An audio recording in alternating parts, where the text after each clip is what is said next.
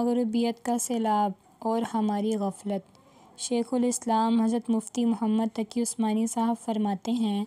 اس مغربیت کے سیلاب نے یہاں تک نوبت پہنچا دی ہے کہ احساس کمتری ہمارے اندر گھس آئی ہے۔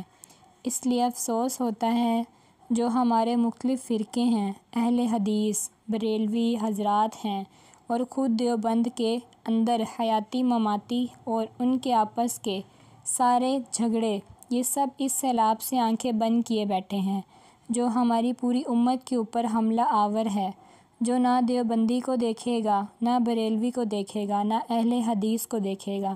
نہ حیاتی کو دیکھے گا، نہ مماتی کو دیکھے گا، وہ سب کو اپنی لپیٹ میں لے رہا ہے۔ لہٰذا دل میں یہ خواہش پیدا ہوئی اور اس کی ضرورت محسوس ہوئی کہ ہم بڑے پیمانے پر نہ صحیح لیکن چھوٹے پیمانے پر کم از کم اپنے طلباء کو اس مغربیت سے آشنا تو کر دیں، تاکہ ان کو پتہ چل جائے کہ مغربیت کے سوتے کہاں سے پھوٹے اور کن چیزوں سے مغربیت کا یہ تصور دنیا پر چھا گیا ہے، اور کون سی وہ گمراہیاں ہیں اور کون سی گمراہیوں کے کون سے دروازے ہیں جن کے ذریعے مغربیت کا یہ سیلاب ہمارے معاشرے کے اندر اتر آیا ہے۔